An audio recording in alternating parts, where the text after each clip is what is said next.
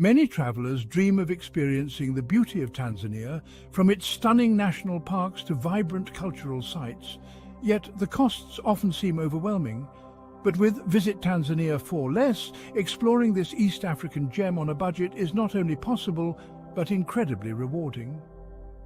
Whether you're a solo backpacker, a volunteer, or just a budget-conscious traveler, we provide valuable insights and resources to make your journey unforgettable without breaking the bank. Book your trip now with just a $300 deposit and flexible monthly payments until your travel date. For more travel inspiration and tips, follow us on Instagram or visit us at visittanzaniaforless.com. Visit Tanzania for Less, your dream adventure within reach.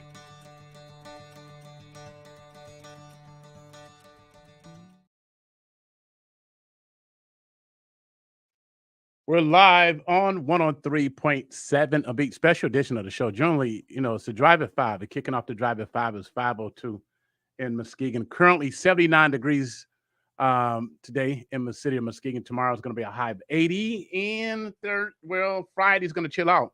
A high of 67, a low of 52. Perfect football weather. Anyway, of course, we know over the weekend, Muskegon, we had a terrible weekend for violence, terrible weekend for shootings, and a lot of other stuff that broke out over the weekend. Yesterday, we talked to Police Chief Maurice Singh. Today, we're fortunate to have on the radio with us and on social media the Public Safety Director for the City of Muskegon, Police Chief Tim Kozal. Kozal joins the conversation. How are you doing today, sir? Doing well. Good evening. Good evening. I appreciate you having me on. Yes. It's been a busy 4 or 5 days for our community, hasn't it? It has. One thing that I'd like to reflect on, we did have a very busy weekend, I guess. Last weekend was some violence. And first off, I'd like to say, my condolences and my heart goes out to the family of our victims. It's senseless violence. So first and foremost, I want to make certain that I express that to our community and to those family members, because no one wants to suddenly lose a loved one. So first and foremost, I want to state that. So, but what can you share with us about the homicide that took place Saturday night? Victim Carlos Piggy, well-liked individual. Right. That is probably the biggest talk of the town, along with other shootings that went on. True. What can you share with us right now? Well, this isn't a situation where it's gang-related, drug-related, alcohol-related, domestic violence-related. This is a situation where it appears that someone was upset with Carlos, and unfortunately decided to take his life. So we've been working nonstop since then with everything that's been going on, not only here, but within the Heights. You just want to try to dissect everything to make certain that we're looking at all angles. I can tell you that we do have an open murder warrant for the suspect, and we're actively looking for the suspect right now. Hopefully that soon we'll be able to have him in custody and, bring some closure to the family and some justice to the family. So a warrant has been issued then? Yes. Okay. If you don't mind, share the name of people that's listening. They might know the whereabouts. I've heard the name, but I would love to hear from the police department. No, I understand. It's one of those things. I had a conversation not only with the lead detective, but with the captain of the detective bureau to say, hey, can I put the name out there? Hey, can I put the face out there? And at this point, we're getting a little concerned that we're moving him, if that makes sense. He's not currently, we don't believe this individual is currently in the area, currently either on the east side of the state or even out of state. And we're actively working with our federal authorities to grab the individual, and we feel confident with that. I know that if this doesn't work, then I will be publicizing the picture, we'll be publicizing the name, but they asked to try not to have this name released at this point, just so we could, because we are confident in our methods right now, that we're going to be able to grab them, if that makes sense. Does this person know that there is a warrant for their arrest? I don't know the certainty on that. I do know that the subject's family is trying to get this individual to come in. Wow. Is there a crime if anybody is harboring, hosting assisting this individual at this time? If we make notification that the individual is wanted and they have that knowledge, then we can charge somebody with harboring a criminal. Yes. Right. Do you and Big Rob sits on the Silent Observer board, but do you know has there been any award out there yet? Don't know of anything that's been established reward wise. I do know that anytime, we do have our Silent Observer here in town, that anytime that somebody calls in a tip to Silent Observer that helps and leads to something, we will put in, the information to Silent Observer that this did credit us for leading to the arrest, and it goes to their board, and they do consider those and do have money that they can award. But there isn't like an amount that's been set out there. Who do you think will have influence on this individual that can probably convince them? Because I want to get into the retaliation shooting thing too. After Sure. Who do you think will have some kind of influence? We're hopeful that the family can. That's the avenue that we're going right now. Is we're hoping the family can have some influence in having this individual turn themselves in. Wow. In Muskegon Heights, there was a reported retaliation shootings with, I guess, the person who has a warrant for his arrest, family recipients of violence. How and we definitely don't support that, because the other innocent people are getting now shot, right? That is true. Have you seen any retaliation shootings downtown, Chief? No. The incident that you're discussing that happened in the Heights, I asked some questions from the detective that's part of that investigation. He was also the same detective with this homicide investigation, and that's a situation where it looks like a couple individuals possibly firing back and forth at each other. But so they're still looking into it, still trying to identify and get some charges on that one. I know that. So I would say this, and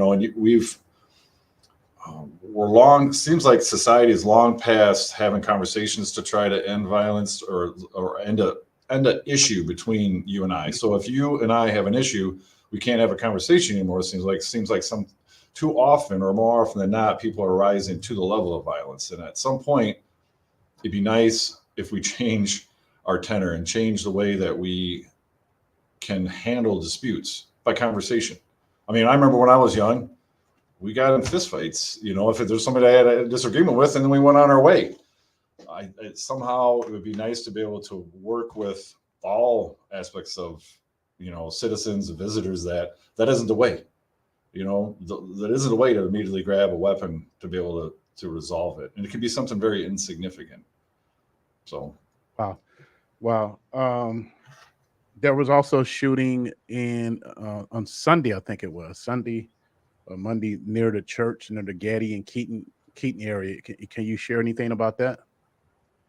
The only one I'm aware of, there was a vehicle, I think it was a Laketon area. I'm not familiar with the one that you're okay. referencing. All right. Yeah, it was a shooting. Definitely a shooting that occurred off of Gaddy near Keating in that area.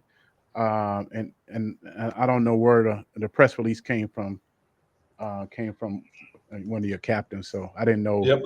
That one was a vehicle that was, I think there was a small child in the car that got some fragments from a glass, if that's the one you're referencing.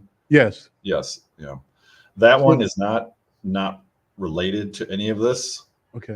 From our look into it right now, we believe that there might be some really good similarities of one of the individuals in the car to the person that we're looking for. So it was a misidentification, if that makes sense. So there was somebody that thought it might have been our suspect, and as you said, was trying to get retribution. And it was probably just an innocent person that, it was innocent people in the car that just happened to, unfortunately, to have their car shot up. Right. So they got that incident, and then in Muskegon Heights on 7th Street, there was an incident, and that was reported as being retaliation. It's probably best that the suspect that you guys are looking for turn himself in, because other people are getting hurt. That is true. We'd really like that. We want to be able to have the person come in and just hopefully put an end to it. I think that the family would love to have that on both families, his family and the victim's family would all like to have this end. We look back at this past year, 2024, and I started doing a deep dive into how we've been doing and how we've been trending as a city. And I want to say as a city, but really, as you commented in the beginning, and you had a conversation with Chief saying, is this is one community, really, right? There really isn't a lot of people that say, oh, I'm now in the Heights, or oh, I'm now in the city. This is one big community.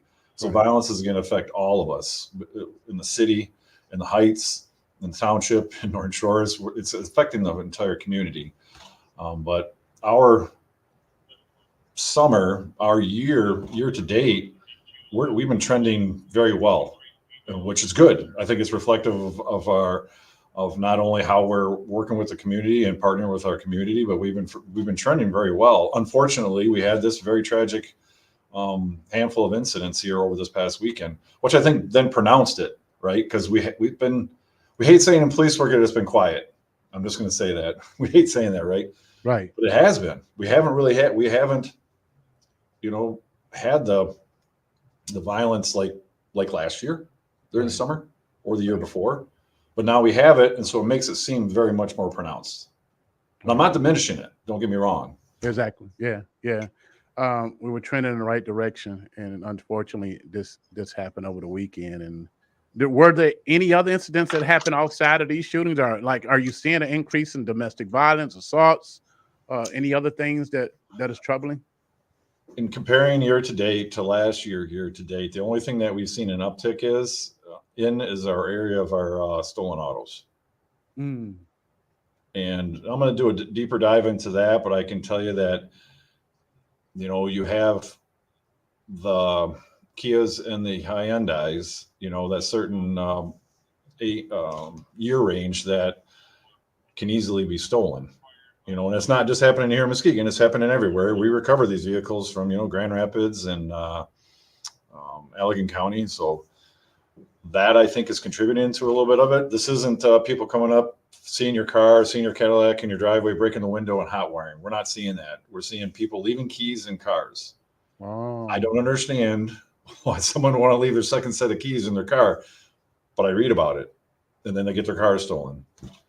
Wow. So we got to be diligent as ourselves. Each person has to make certain I don't leave anything in my car that could afford a crime of opportunity.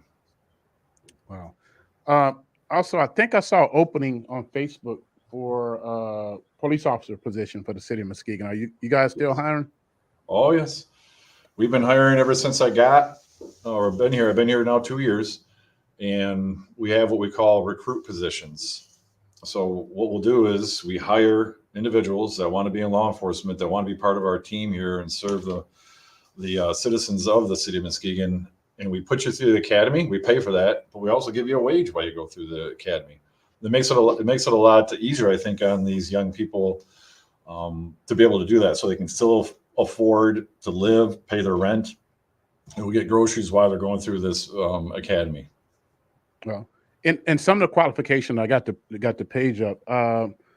Do you need a degree? You don't know. You no longer need a college degree, anything like that. No longer need a degree. I think you just need a high school. I think, if I remember correctly, you do need a high school diploma or a GED equivalent. Yeah. I'll have it up on the screen now. And so go to the City of Muskegon website. How many positions do you know that you have available? That is ever in flux. I could tell you when I started here, we had, I think, 69 officers out of the 79 positions that I had afforded, that I could fill. As of today, I have 69 officers, and I've hired 18 in 2 years. Oh my God. Now, granted, we've had officers retire. We've had officers leave for the private sector. We have had officers leave to go to other departments. So there's different factors that contribute to people that, both men and women that have left our department. So we're continuing to hire. We're continuing to put people through these academies. We actually have 4 in the academy right now at Grand Valley. And then the one that you have posted is the one that I think we're sending them over to Grand Rapids Community College. Okay, that closing date is coming up on the 5th, September the 5th at 5 Yep, p.m. it's coming up swiftly. Then there's what happens right after that's done. Our human resources department handles the front end of it. Front end of it looks at all the requirements, seeing if you're fit, if you fulfill all those requirements. And then there's a written test to start off with. Then after that, it goes into your first set of interviews. Oh, there you go, Muskegon. There's opportunity. Now I know it starts off at 22, but that's only temporarily. It goes up. I know y'all like making that money. Oh yes. So the rate does go up. As a chief of police, anything else you want to share with the community from your perspective, not only from the police side, from the fire safety side? Well, I can say this: we're also hiring at our fire department. And I'll put a plug in there because I am the director of public safety, but we're also hiring at the fire department. We're down a couple there. That closes this Friday. You do have to have some requirements for that, though. That isn't just a high school diploma. We're looking for firefighters that have their firefighter 1 and firefighter 2 and EMT, MFR at least, I believe, which is a medical license. And with the fire department, I'm looking to also, hopefully, if we get a grant, be able to hire another 3 after that within another year, because we're understaffed at the fire department also. So, well, how does all this like things that happen over the weekend? How does that impact your staff? Right now, with our staffing levels, our men and women they're working a lot. You know, we have a lot of overtime posted. We have special events that take place. You know, we just had Rebel Road downtown. You're having officers that are having to work. You just had Burning Foot, the parades, everything. So because of our staffing being down, we're working more hours. It's making our men and women a little bit more tired and not wanting to sign up for the overtime. But having these type of events affects you not only physically, but mentally. I mean, it's not a situation that our young men and women want to have to handle, right? To have to go up and see somebody that has had a major catastrophic injury from a wound, from a bullet, from a stab wound like that. So it can affect them. We do have things in place here at the city, though, within our police department, where we have what we call a crisis intervention. So we can meet. It's all confidential, so they can meet and talk about it, and it can help our men and women get through these incidents. I'm very proud that we've started that here within the last year, and everybody's taking advantage of it, which is great. I mean, back when I was younger, if you said that you were thinking, I was a little bit, that bothered me, they would think you're not a man, right? Now we salute. We want people to get the help in mental health situations. Right. Wow. Okay, before we go, Chief, just recapping for people who just tuned in, we got the Chief of Police in City of Muskegon, who've been in, I think, about 1.5 years now, right? Or close, a little bit over a year. Just got 2 years under my belt. Oh, wow. 2 years went fast. Seemed like Yes. It was just meeting you down at the interview. Wow. Okay. Yes. Well, of course, we led off talking about the homicide of Carlos Piggy, and that the suspect hasn't been named, but there is a warrant for a suspect. And we believe, I'm sure there's probably people that's listening or know somebody that probably has access to him. Yes. What can you say to those people? Well, number one, I'm proud of our citizens that worked with us on this investigation to be able to get the necessary information to get the warrant. Not too often in situations where you have homicides, does everybody want to cooperate?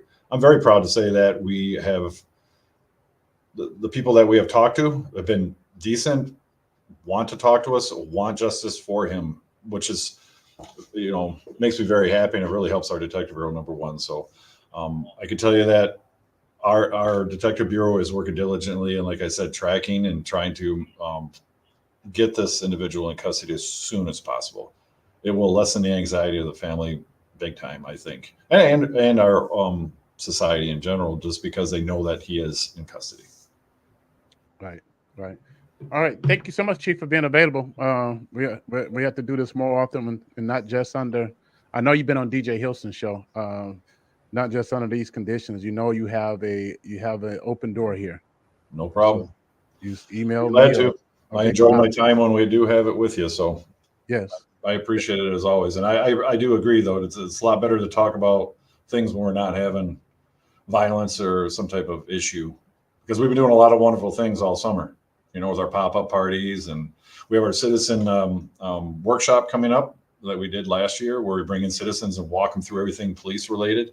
That's coming up. You can see that on our Facebook. I think we just posted it today, that they can come in and we'll walk you through what we do, and how we do it and why we do it. That's a big thing. So take a look. We would love to have people come here and be a part of that. All right. Thank you so much.